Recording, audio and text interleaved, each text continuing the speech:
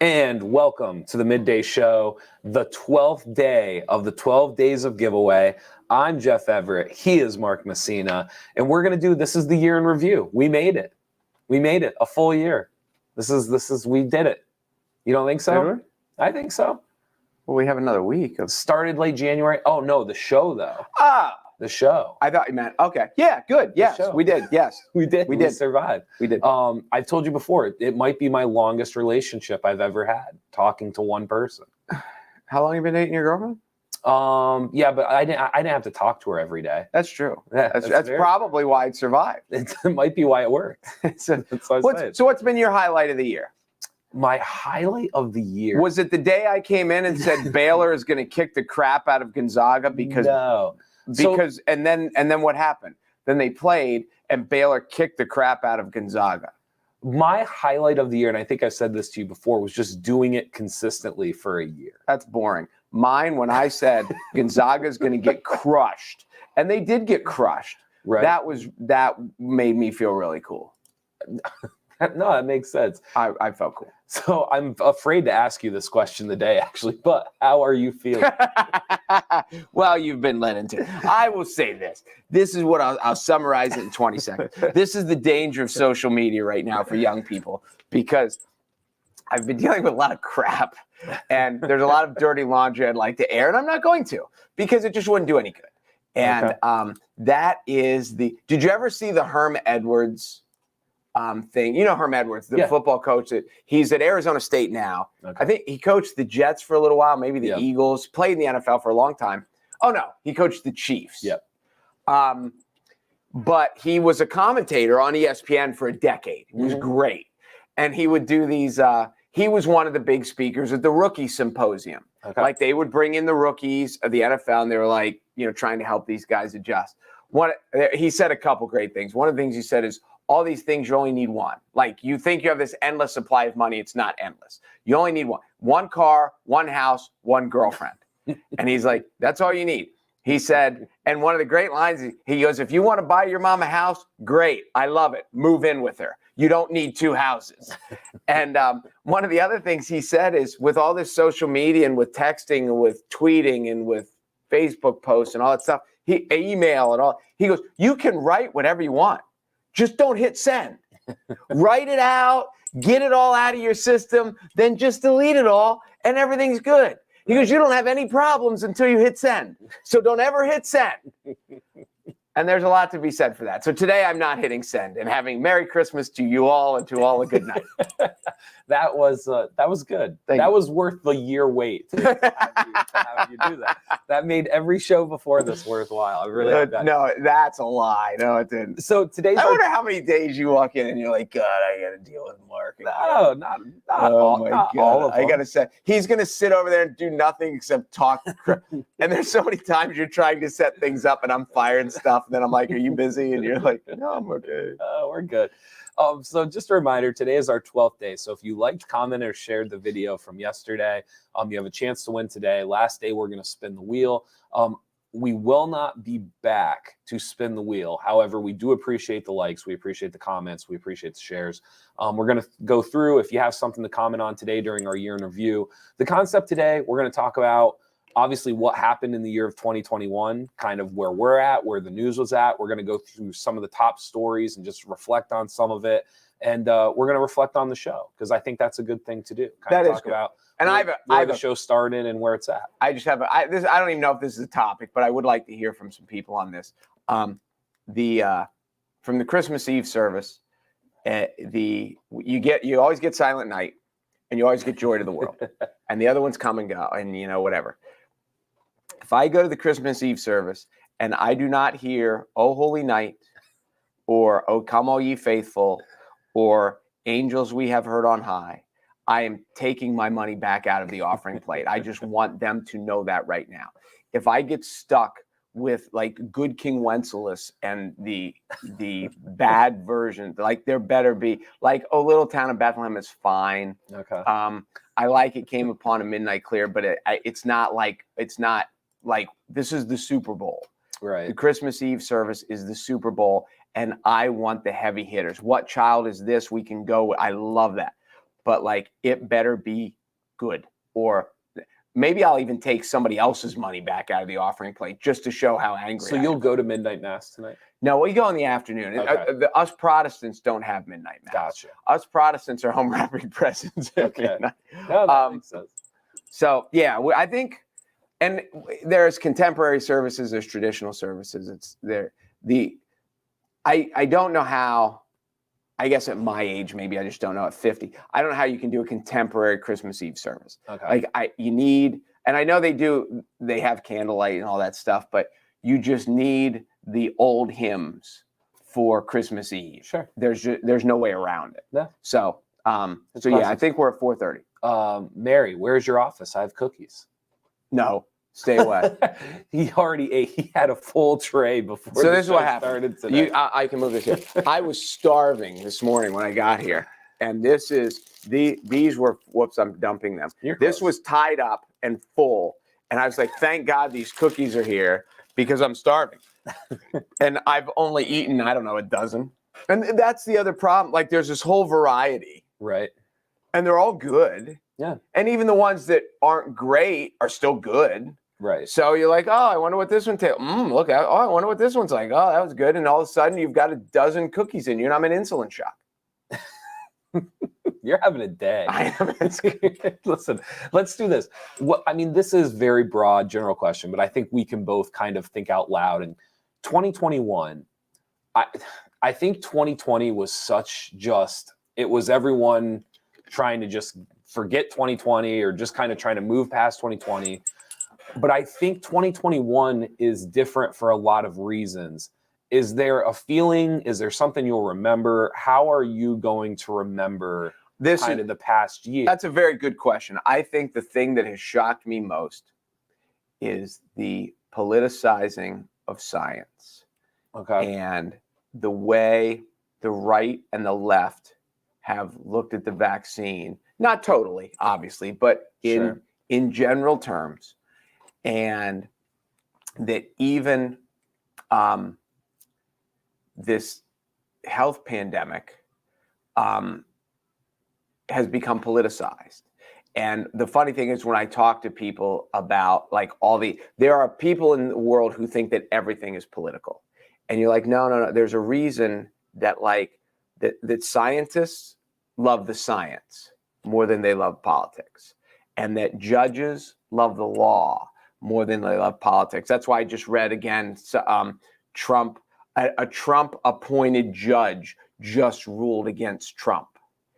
And people think, and like during the election thing, when they were trying to contest the election, it happened in numerous states where Trump-appointed judges threw it out and said, you have no case here.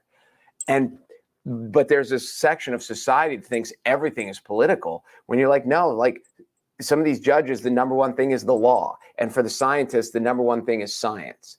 And that, there are news organizations like we're a news organization. And the number one thing for a lot of them is just trying to get out the fair news. And that everyone has, I say everyone, so much of society thinks that everything is politically spun. And there's a conspiracy theory behind all of it.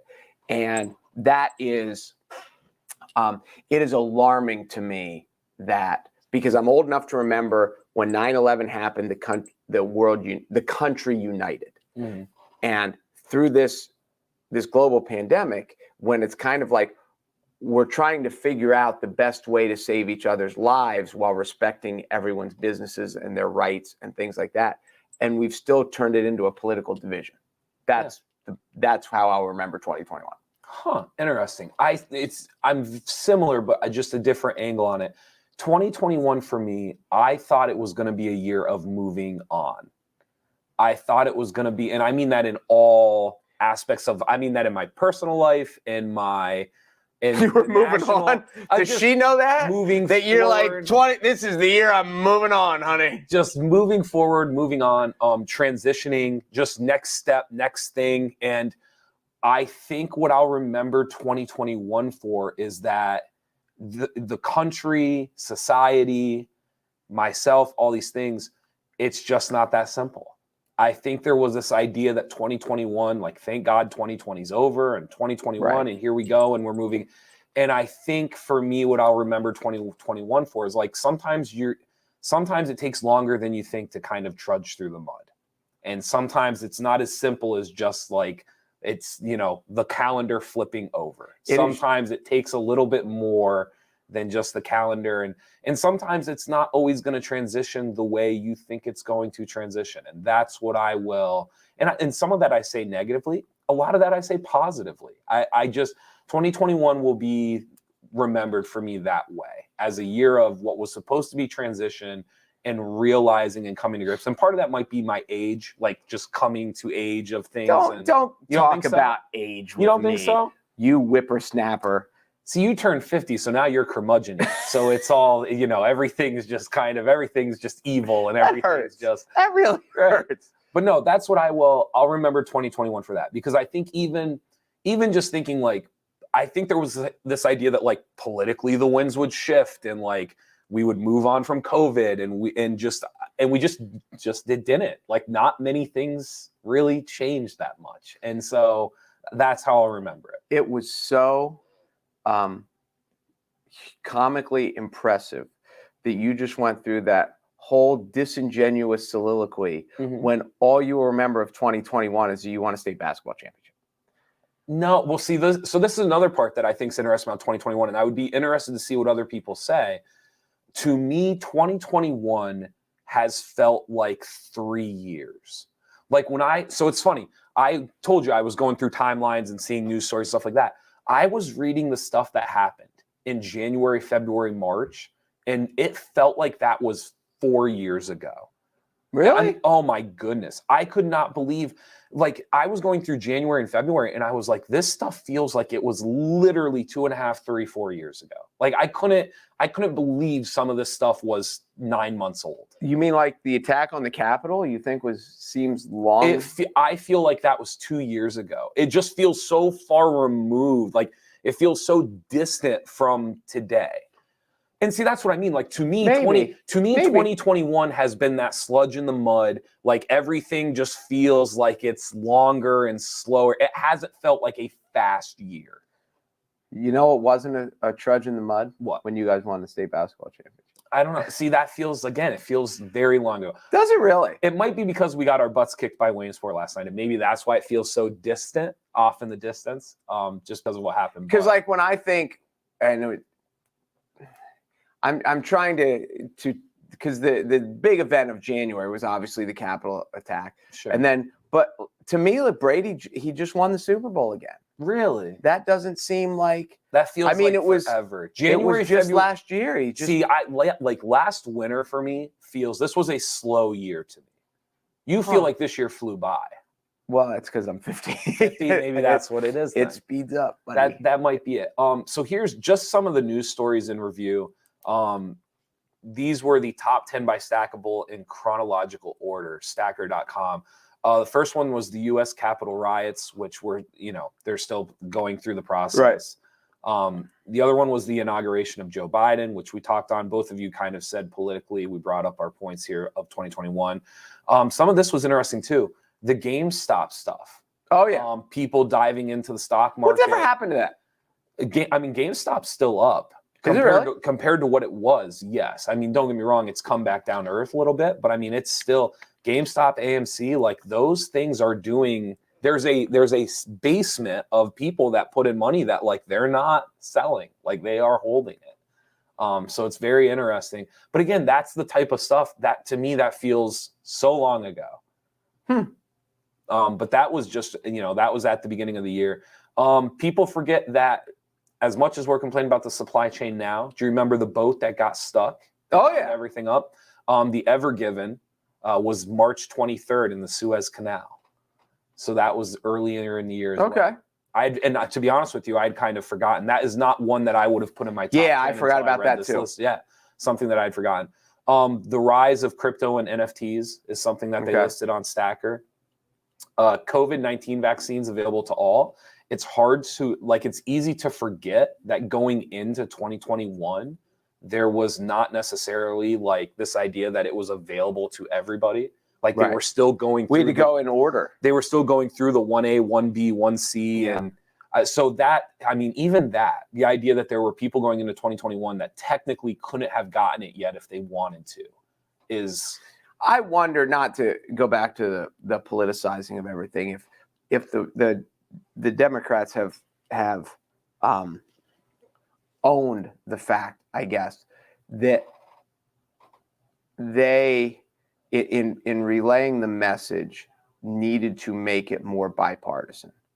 That to share information with the public needed to come from someone other than the White House and other than Joe Biden, because they had to be smart enough to realize that half the country didn't like Joe Biden. So is this, I brought up to you my hot take the other day, and I guess I'll say it on air. So for those who don't know, Bill, if you remember Bill O'Reilly, who was kicked off the no spin zone, kicked off of Fox, he did a live interview with Trump, and it's starting to make its rounds kind of on social and the underground, but they did a live interview, live audience, and Trump promoted the vaccine. Trump talked about warp speed. He actually, a couple people like booed the vaccine, and he like shook them off, and he's like, no, don't boo, like get your vaccine. Basically, like said all the things that if you're a Democrat, you would want Donald Trump to say. And so I do wonder, and my hot take on this is, he was taken off of Twitter. He was basically taken off of social media. There is an aspect to this where I wonder, had he not been taken off of Twitter, and you brought up the devil's advocate to it, and it's a good point. But I wonder if he hadn't been taken off of Twitter, how much more public because he wants people to believe like warp speed was a success. He wants people to like think the vaccines getting pushed out and made were a success of his administration, and how much that would change, if you're an anti-vaxxer, you're someone who doesn't trust it, or if you're a very hardcore conservative that just believes in Trump. I do wonder how differently that perspective would have shifted had he not been blocked on social media so much, because now it's hard to find what he's actually saying about some of this. So it just comes back to the idea of like, how do you police this stuff? Sometimes what we think or what someone might think is the right thing isn't the right thing. And I don't know, it's very convoluted. No, that is true. And it is, I guess it's crazy. I never thought of it this way, but we remember that there was just like a constant deluge of Trump tweets, and then they just all stopped. Right. And how the world is, how it is different, because he tweeted constantly, and the news was just all over it.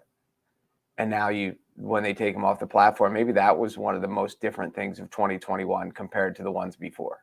Because I don't remember when exactly he was taken off. Was it before he was he still president?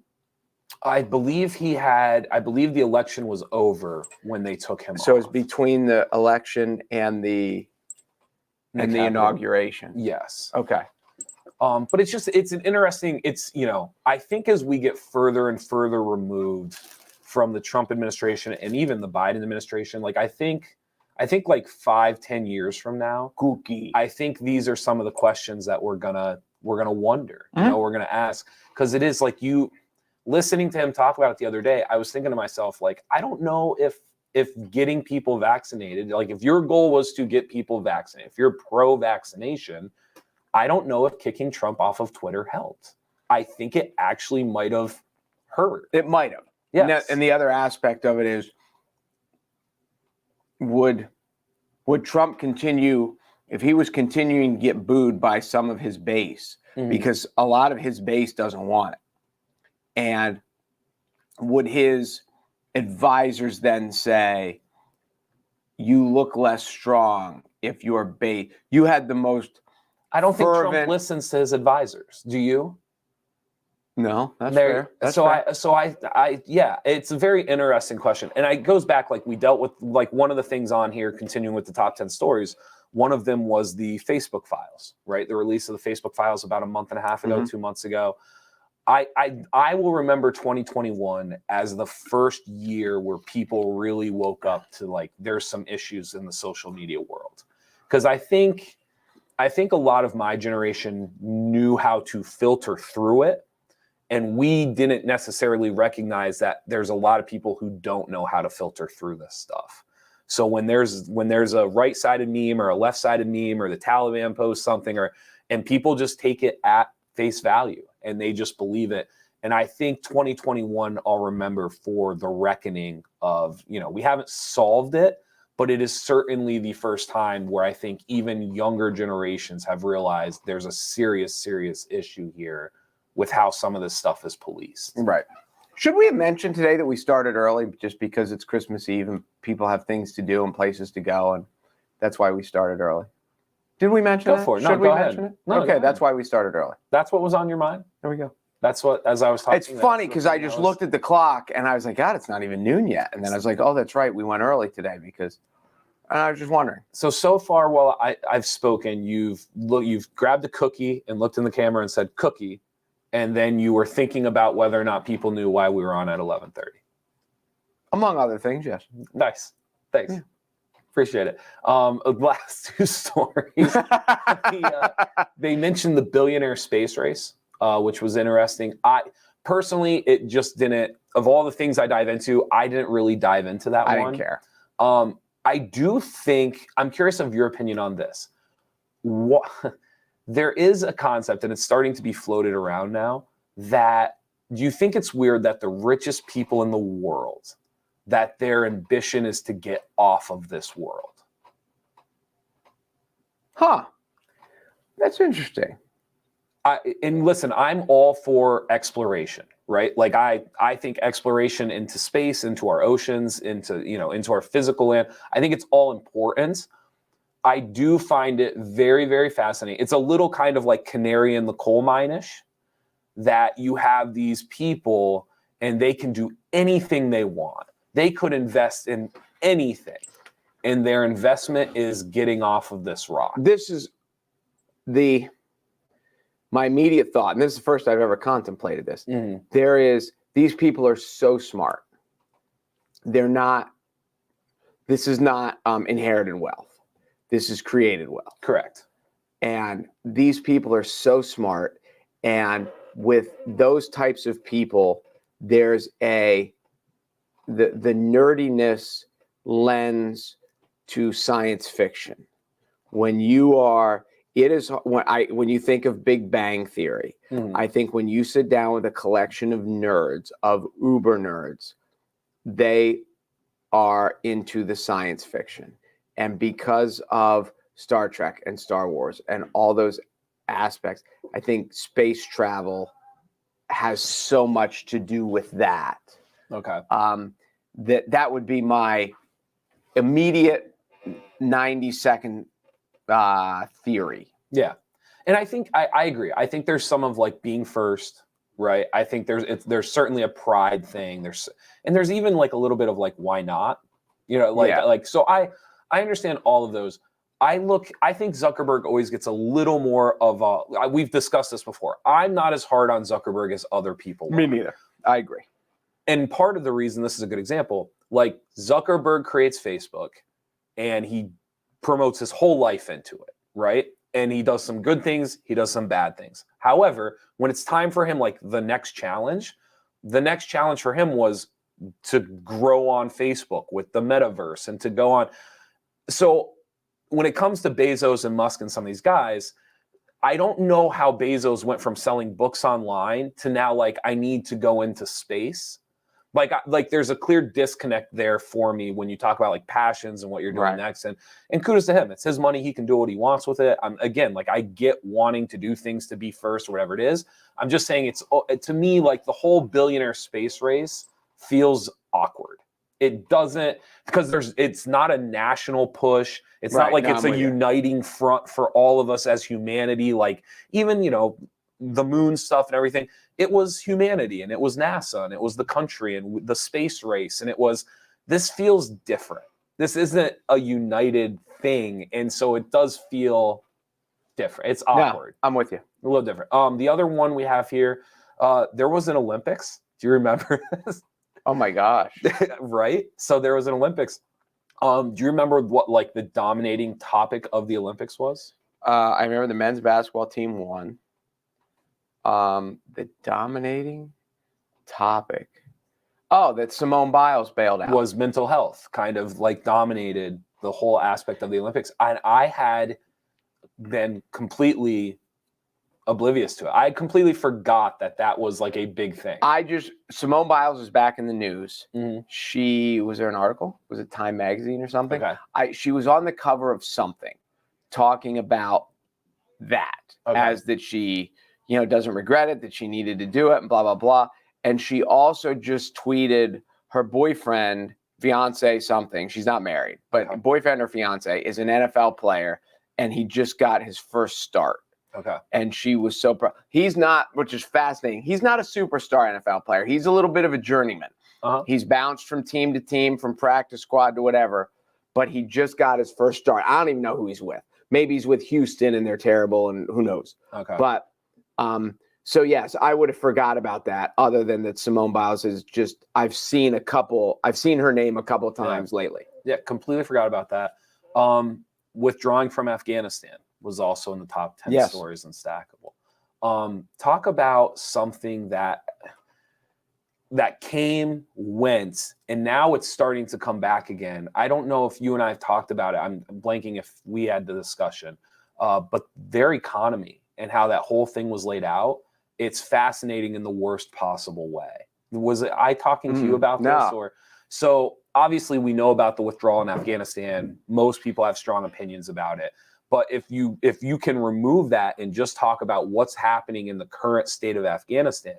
So the economy is failing. That's not the surprising part. The surprising part as to why it's failing is that when the system was set up in America and a lot of other countries, you can print money within your own country. Okay. So when the whole Afghanistan thing was set up over a decade ago, they did not want the Taliban or other terroristic groups printing money by confiscating or stealing or being able to duplicate the currency over there. So they set up a system where all the currency for Afghanistan would be made in Europe. Okay. And then on like bi-weekly or monthly trips, they would keep bringing in the currency as it was printed or as it was needed. Okay. So when they pulled out of Afghanistan, all of a sudden, nobody had a laid out plan for how to keep the currency going within Afghanistan. They can't print money if they wanted to.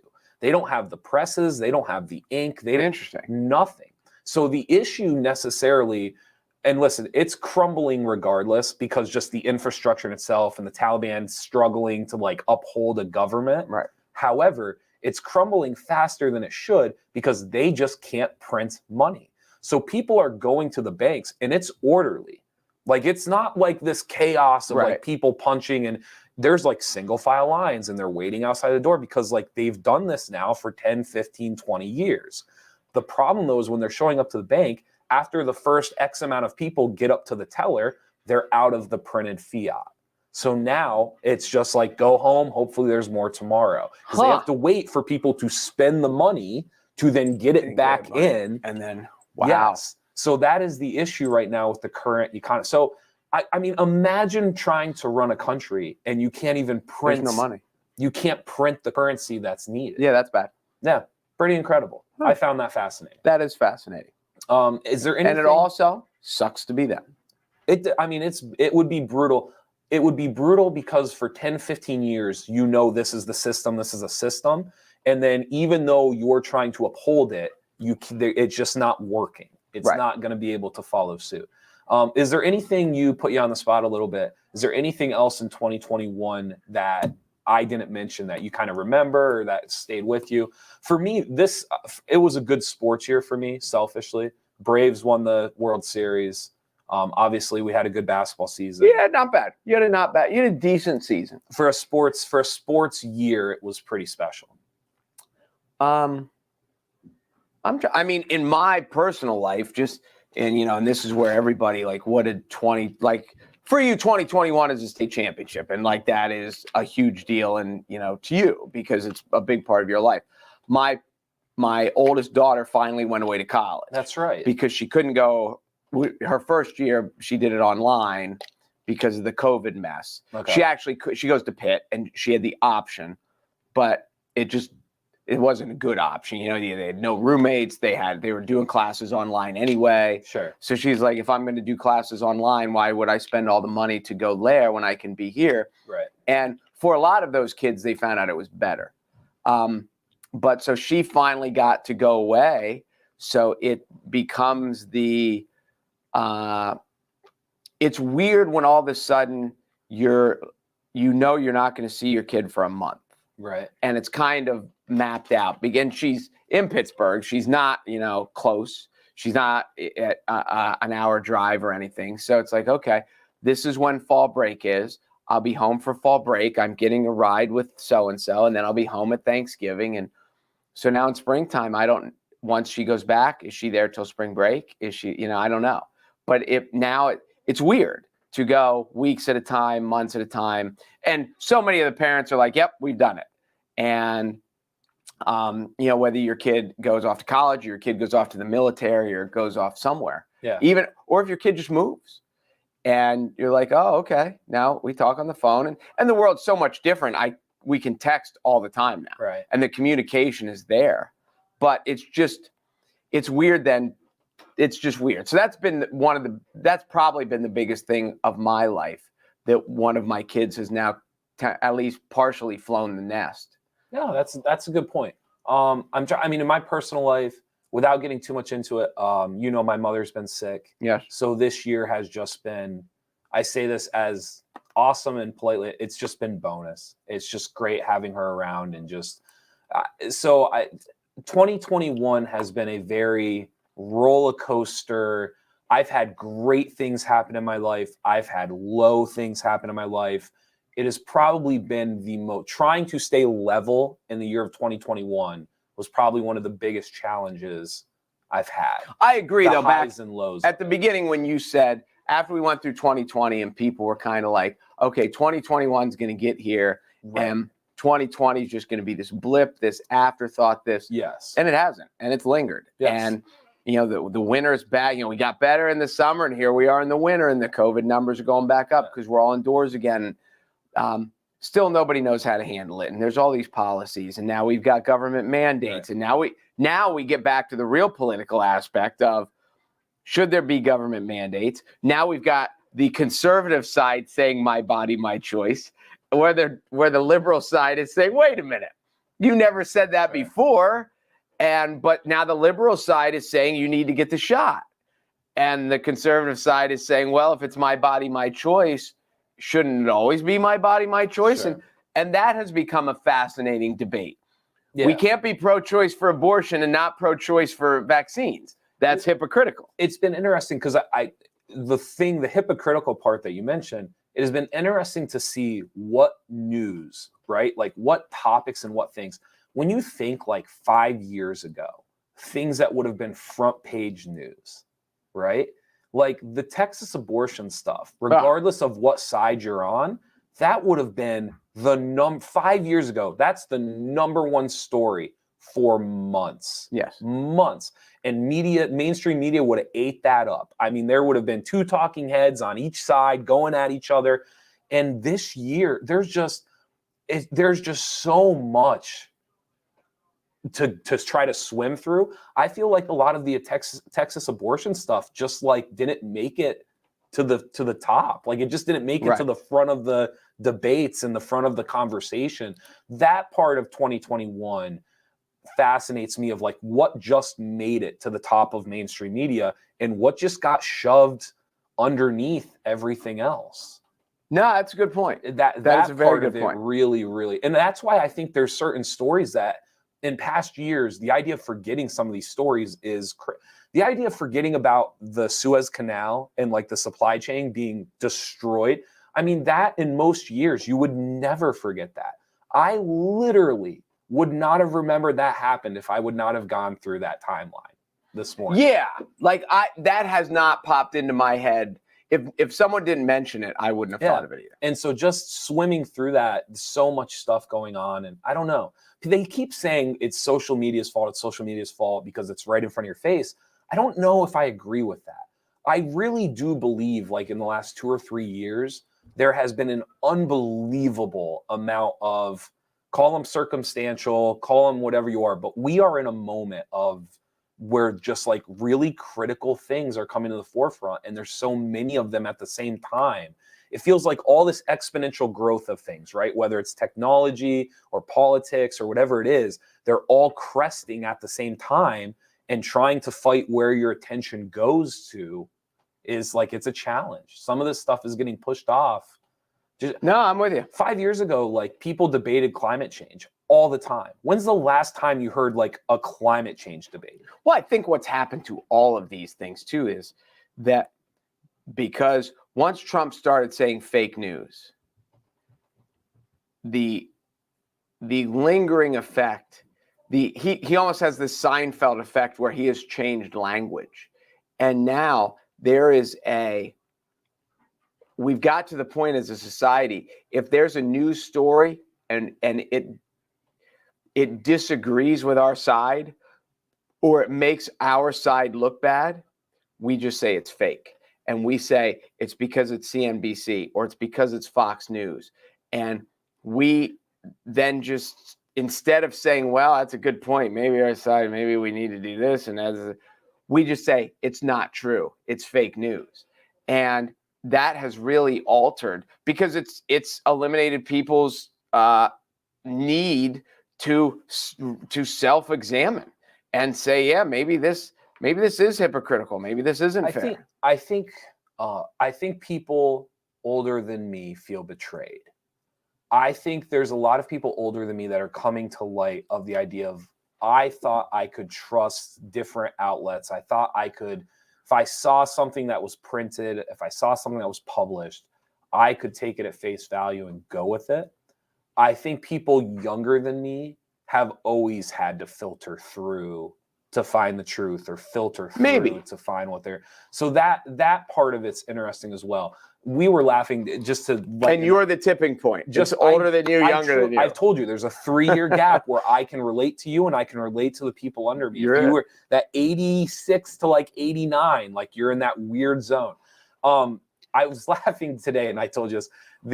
I told you about the winter storm. Do you remember me telling you the headline? So the link today. Oh, they were going to get like 100 feet. So the link today. Winter storm could bring 10 feet of snow and rare white Christmas to parts of U.S. And so, like, I mean, it's even gone past the political. People think a lot of this is like a political thing like that, but you and I know this is it's a clickbait, ad funded problem. It's because even the Weather Channel, even Yahoo Weather, will publish a title that says winter storm could bring 10 feet of snow. And listen, if 10 feet of snow falls somewhere, I apologize. Do people like 10 feet of snow? I'm not saying it's apocalyptic, but 10 feet of snow is literally like movie-esque conversation. Oh, absolutely. It's covering your windows. Listen, like you can't see out the house. Somewhere, they're saying it's like in different parts of like Oregon, Washington, and then a part of Nevada. Listen, if somewhere there gets 10 feet of snow, that's ridiculous. Oh, I thought you were going to go with, I will run naked down Pine Street or something. That's what I thought you were going with. But this is what I bet you happened. There's probably a model, and they ran the model 1,000 times. And one time in that model, somewhere fell 10 feet of snow. And so now the article is that there could be 10 feet.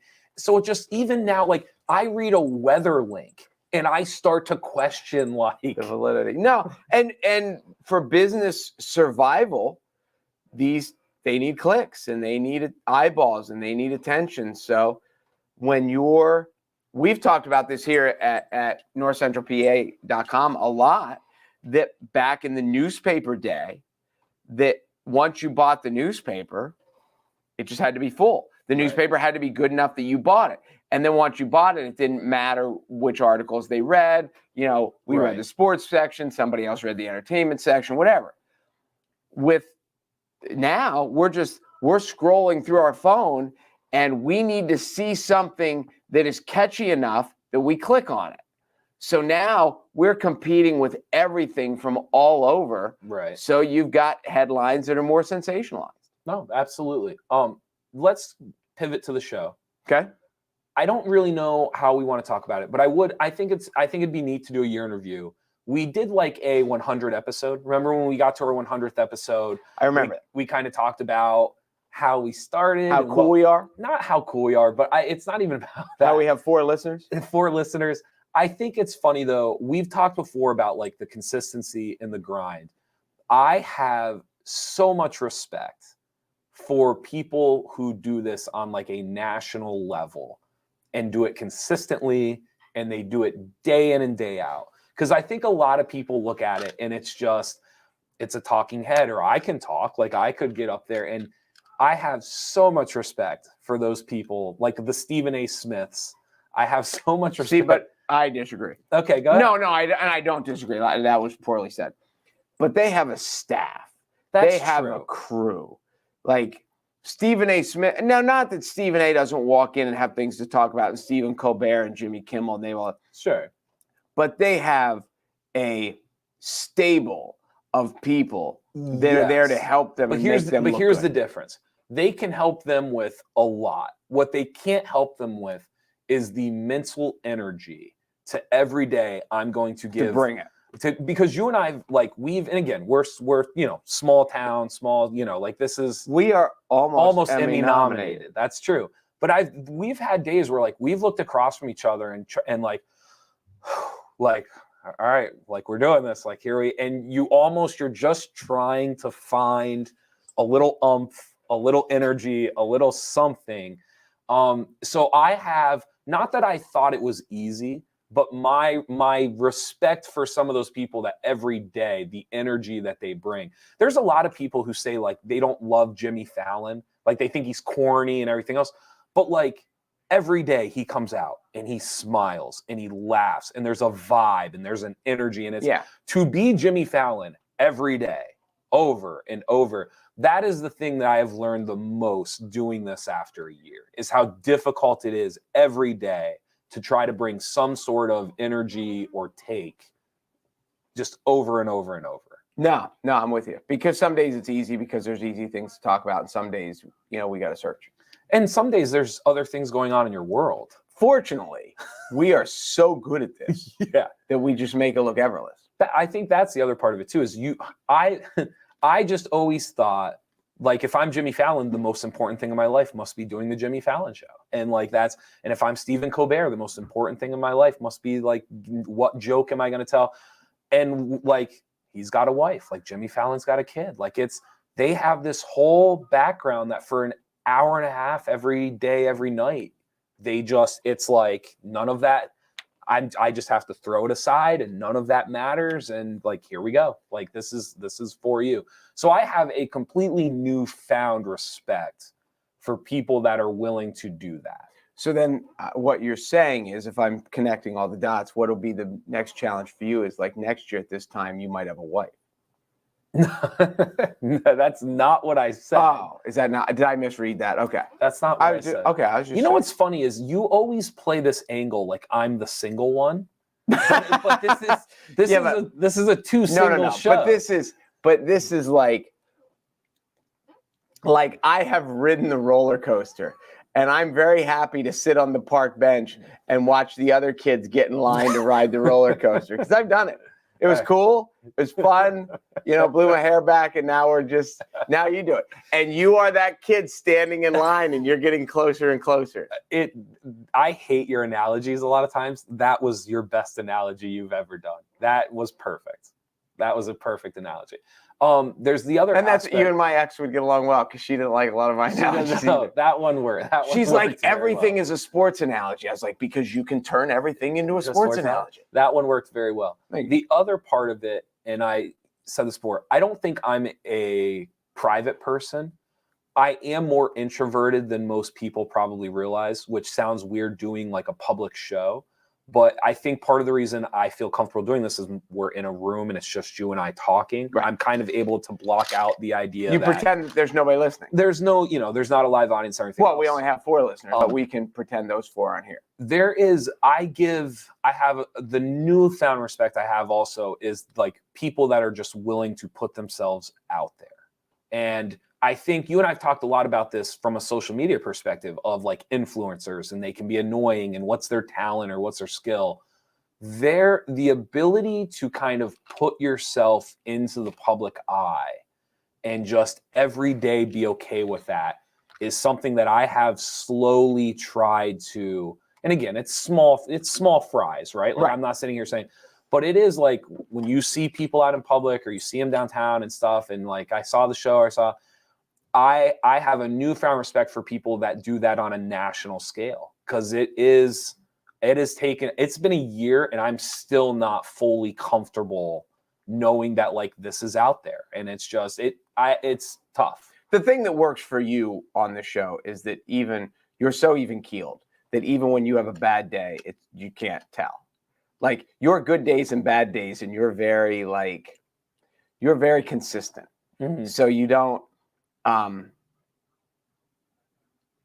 because the people who are, and people know it from work, like not just from here, but there are people that every day they bring an emotional drain to the whole office, because either they're on that manic, they're either high or the sky is falling, and there's they cast a pall over the rest of the office.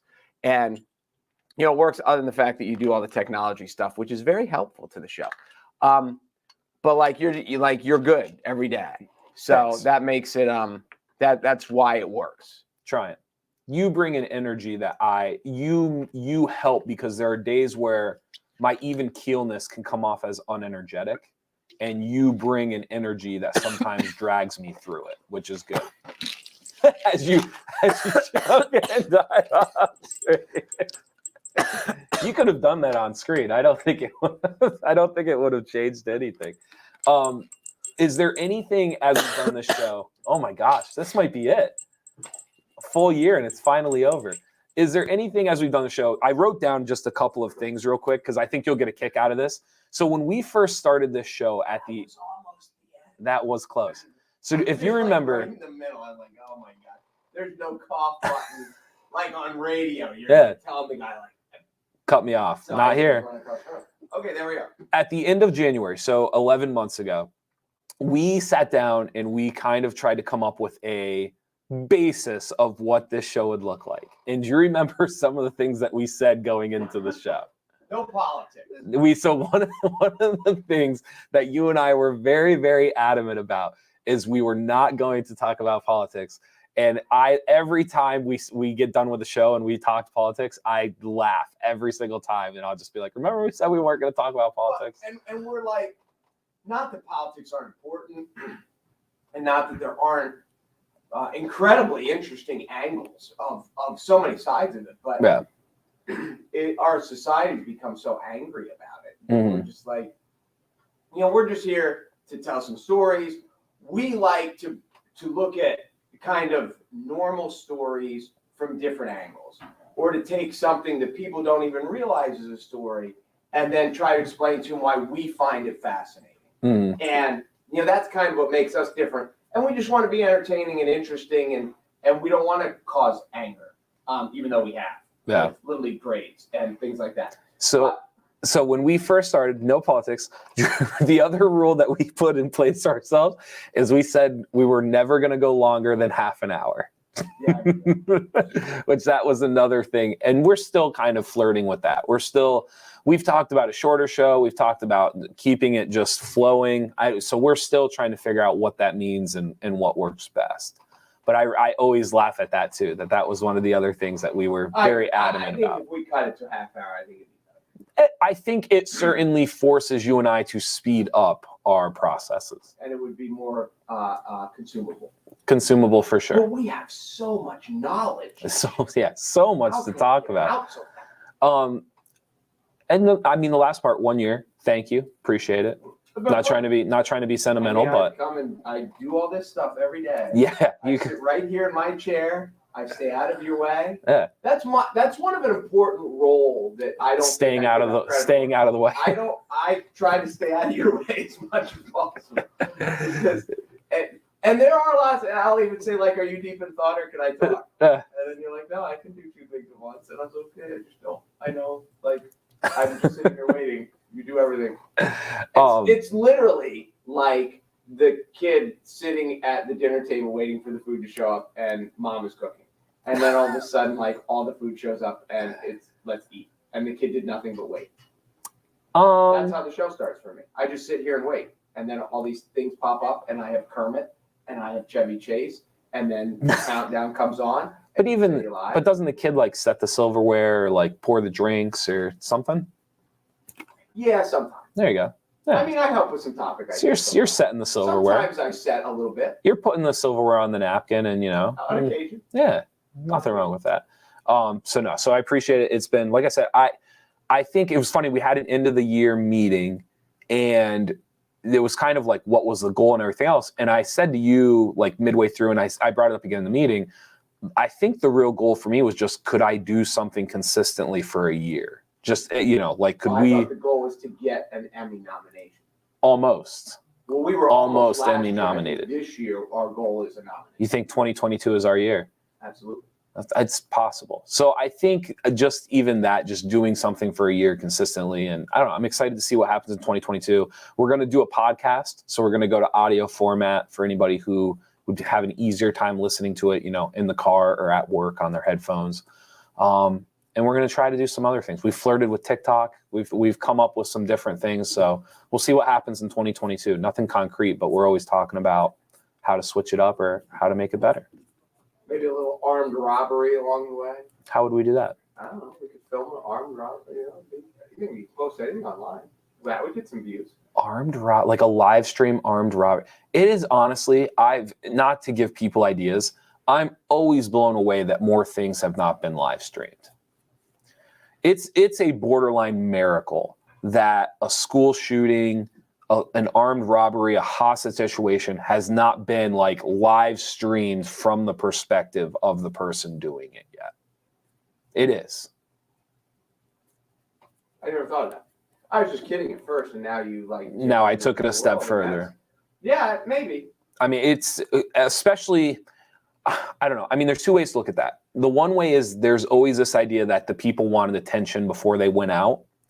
But if they wanted that, wouldn't you live stream it? Like, wouldn't you be documenting it? Wouldn't you want people to have this thing that? So either they've got it wrong, like they're really bad at doing the thing they want to do, or society has it wrong, assuming that that's what they wanted. Right. And I always go back and forth. These are like my shower thoughts, my late night staring at the ceiling thoughts. I've always wondered which is wrong. I'm starting to lean towards society a little bit. This idea that like when these bad things happen, like they wanted the attention, they wanted to go out with their name on the news and stuff. But it doesn't, I mean, there's so many ways now for some of these people to do that. It doesn't add up. What a happy Christmas Eve. I know. There. You have really rung in the season. Yeah, let's give away some gift cards. That was awesome. How are you wrapping gifting? Are you good? This is funny. So my girlfriend does that because she's amazing. Yeah, there's times where those like she's getting everything done and I'm just kind of staring off, and those are the things I'm thinking about. And it's a very happy relationship. Does she realize that like this is as good as it gets? It's not going to get any better.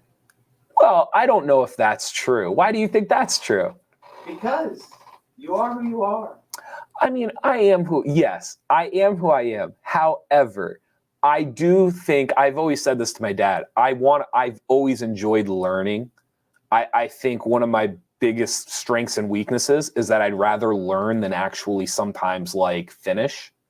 Right. And so I think for her, like, I think that's exciting to be with somebody who wants to learn and, figure out new things, see new things, try new things. I don't know.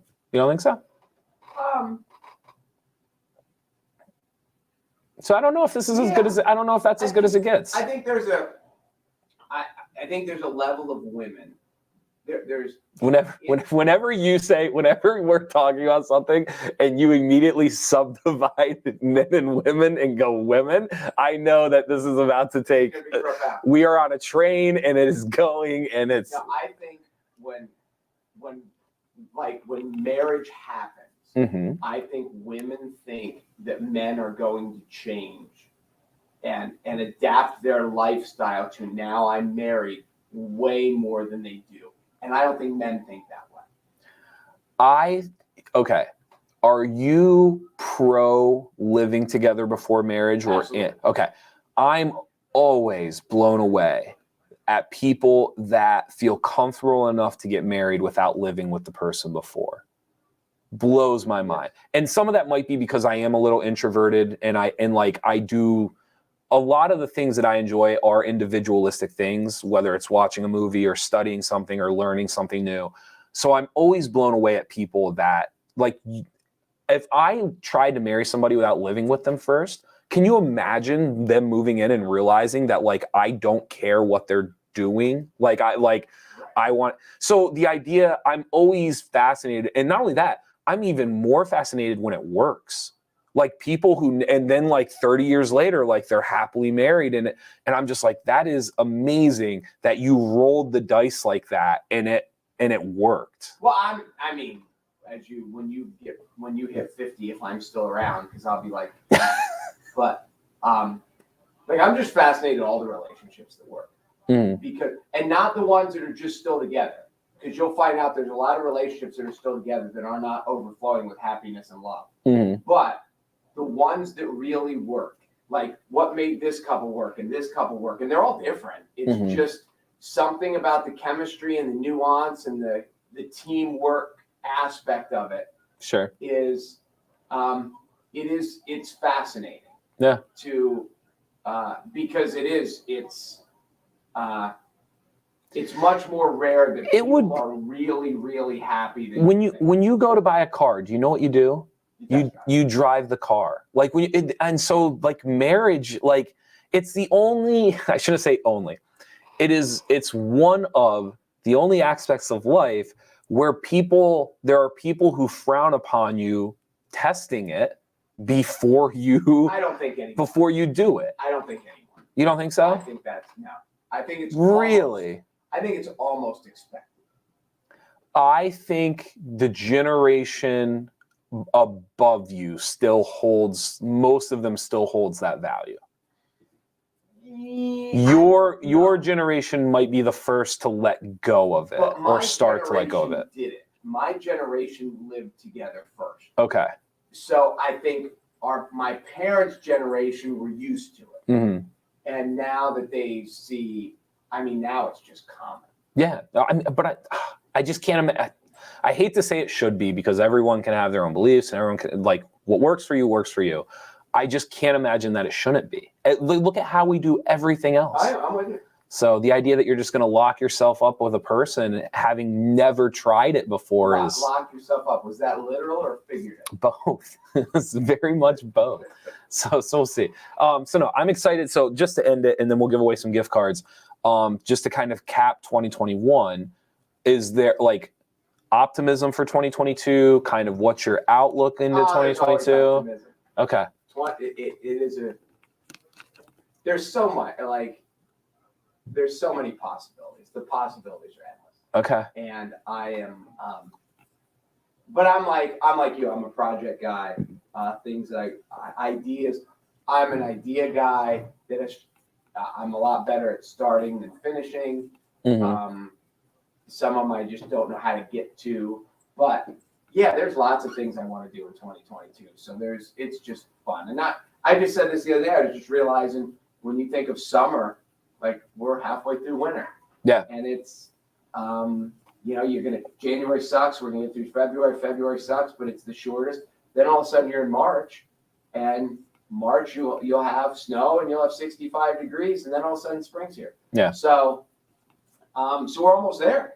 Hell, it's almost war. Yeah, we had 2023. It's almost 2023. It's almost 2023. That's all it is. All right, let's give away some gift cards. Our last day of the 12 days of giveaways. I'll shout out Weiss Markets right here. Be sure to go there for all your grocery needs. What time they close today? I don't know. I'm not sure. Well, I would assume different locations, different times. Maybe. I would assume. I think don't most stores, like shopping stores, close at like 5? The whole Christmas Eve thing is I've given up trying to figure it out. There's people who have off. There's half days. There's people that it's just a regular day. Like, I don't know. Yeah. I don't know. But thank you to Weiss Markets for being our title sponsor.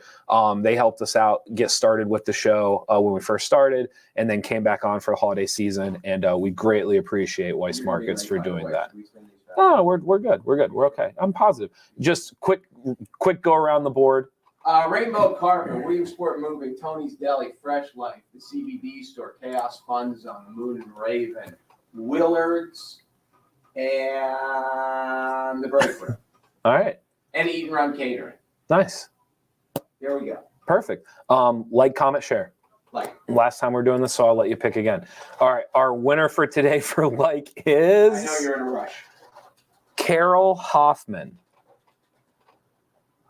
What'd Carol get? Heck of a spin there. Moon and Raven gift card for Carol Hoffman heading into the holiday season. Comment or share? Share. Share. Here we go. Let's see who we got. Lori Burns Purcell. Lori Burns Purcell. Tony's. Tony's. I'm getting hungry. You want a half a Moon cookies? Moon and Raven, and now Tony's. And then last one we're going to do is the comment. And today's winner is going to be Sonia Gare. Sonia. I have to say, you'll get a kick out of this.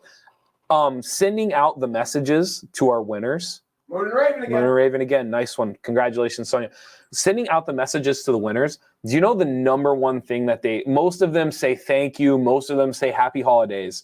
The number one, like, non-formal thing that they talk about is us talking about their names. Like the pronunciation or the song or anything else. People, every single time, they'll be like, oh yeah, and it is a hard name to pronounce, whatever. Or, oh yeah, like that song, and it's every single time. It's like the number one thing they say back. You guys are idiots. My name is easy to pronounce. Not yet. Okay. Not yet. That was one of the other things. We had another Dare win the other day, didn't we? Yeah, but it wasn't Sonia. It wasn't Sonia. No, it was a Kristen with a C. It was right. Kristen, C, 2 I's. Yes. I wonder if they're related. Maybe. Kristen might have said, I was a winner. You should go like this. Yeah, and maybe for a while, Kristen was making fun of Sonia because Kristen was like, I'm a winner and you're a loser. And now all of a sudden, Sonia shows up as a winner as well. That could happen. Should we thank the audience? The negativity was low. For a full year, the negativity was pretty low. Yeah, I think part of it is, like, we're not negative. We don't really... Maybe. Like, we don't complain that much. I complain. I definitely complain on certain topics. But we don't come in here and just kind of, like, blast. That's not our MO. So, and then when the people do complain against us, we kind of, like, we laugh it off and we invite them and... Or we double down and... Yeah. So it's interesting. Yeah, we don't... I guess the main thing, and just like, again, because it's a year in review, thank you to everybody who listens. I hope most people listen, and the people that I talk to, I think they know for a lot of this is us thinking out loud. It's us questioning, where we are as a society, as a community, and just a lot of it is not fact-based knowledge. A lot of it is us saying, like, hey, we don't know what the right answer here, and, like, let's talk about it. Well, let's be honest. We usually know what the right answer is. Do you? I don't know if we do. We're that kid in class who kind of knows. We just know. You do. I think you feel that way. You're a math guy. I think you feel that way. Language arts, I feel like you can write between the lines on a lot of things. I do. I've never heard anyone say the cliche right between the lines. Mm-hmm. Am I not supposed to eat a cookie on the air? Because I know. You act like it's the first time you've ever ate something on the air. You know. Lemonish with the white frosting. You know that's not the first time you've ever ate something on the air. You know that. I try not to. You know that. All right. Anything else? Give your thank yous. Anybody you want to shout out? No, I just kind of had this speech with our kids today at practice this morning. And this is what I tell teenagers, because when we're teenagers, we're so smart, but we're like so dumb, and we're always like in a rush to do things. And I was stressed to the kids too. The most important thing about the holiday season is the family, and not especially grandparents, great aunts, and great uncles. All they really want from you is your time and your presence and your kind of conversation, and because kids don't realize how important they are in the adults' lives. Sure. Kids just get wrapped up in their own lives, and I just stress to them, like, that's all they want, like to have a 15-minute conversation where you put your phone down and you talk to them, because when they're older and retired and have less going on, and I even said, as you probably noticed, probably with your nieces and nephews, our grandparents love our grandkids more than they love their own kids. Sure. Like, once the grandkids showed up, they just kind of skipped us. So you're the most important things in their lives. So anything that you can, any attention and conversation and that you can give to them, and they're not going to be here forever. Yeah. So it's one thing of the holiday season. Sometimes we have those family members that we're like, oh, gee, your cousin Eddie's showing up, and we're like, great. But it is, it's an important time that has nothing to do with the gifts, just Sure. of appreciating who's there and showing them that you appreciate them. Yeah. Is really important, and I try to stress that to the kids. Nice, good one. Can I give a couple of thank yous before you do? Just want to say thank you to my family, especially my parents, and especially my cousins. When we first started the show, they were watching it every day. They dove in, they were critiquing it. No, and they still do watch it. I noticed when we started, they were, and they still know, and they still do watch it. But just thanks, it probably just another one of Jeff's nutty ideas, and they dove in and they were very helpful. So shout out to just my whole family. A big thank you to my girlfriend, because I never asked her. It's one thing to be like, hey, you're going to do this and you're going to be a part of this, and like your stories are going to be told. And so a big shout out to her for letting me do this, and her family as well, because I'm sure there was never an agreement or a conversation that their stuff would get involved in this. So just a shout out to them and a thank you.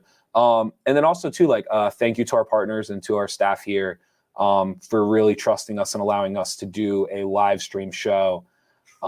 I know. We carry it. Yeah. We steer the ship.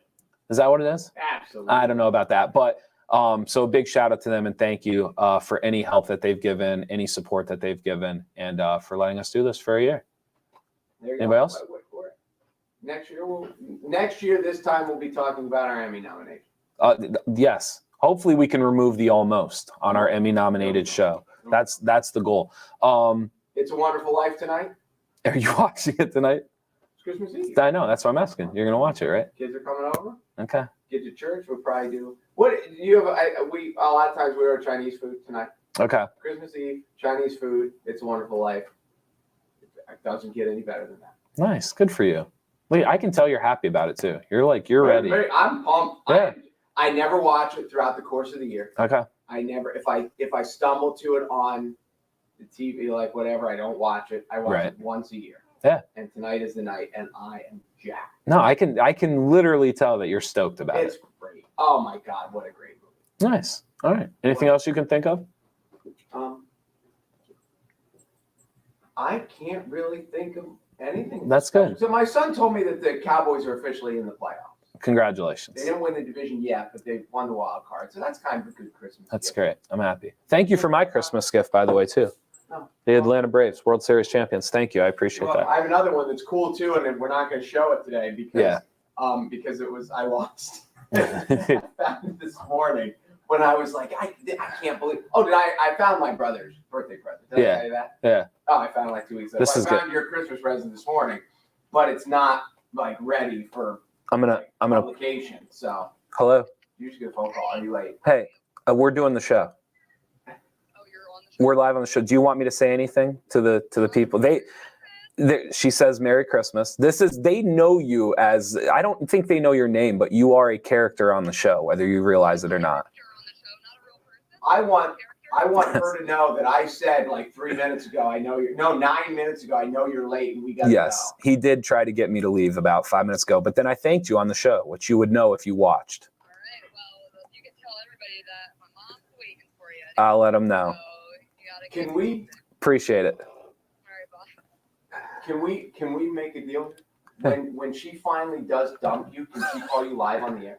Oh, absolutely. We can live stream that? We can live stream that. She's funny. I go, everyone knows you're a character on the show. She goes, I'm not a character. I'm a real person. I said, all right, that makes sense. That would be awesome. No, it would be good. If she called you and like we'd have to bleep it out. This would be a great segment. And I think you'll appreciate this. Once a week or like every other week, I should tell a 5-minute story of something we did, right? And then we should have her come onto the show and she tells her 5-minute version and just see how different the perspectives are. They're the same story. I bet you there are moments where I tell you what I think happened, and if she came on right behind me, it would be a completely different interpretation of what actually happened. And that would be pretty great. One of the things that has fascinated me about relationships and just talking to friends and whatever, when one person is really, really mad and the other person has no idea why. Well, so it's so fun. We're going to keep going. One of the things that her and I talk a lot about, and I'm assuming we're not the only ones. We talk all the time where sometimes if we're like going back and forth for a couple of minutes, I'll literally stop and I will just say like, I'm just letting you know right now, I'm not really sure what you're upset about. Just to kind of clarify for her that like we can keep arguing, but until I really understand what the issue is, we're wasting our time to just try to. So I have no issue debating or arguing with her, and I know she has a valid point.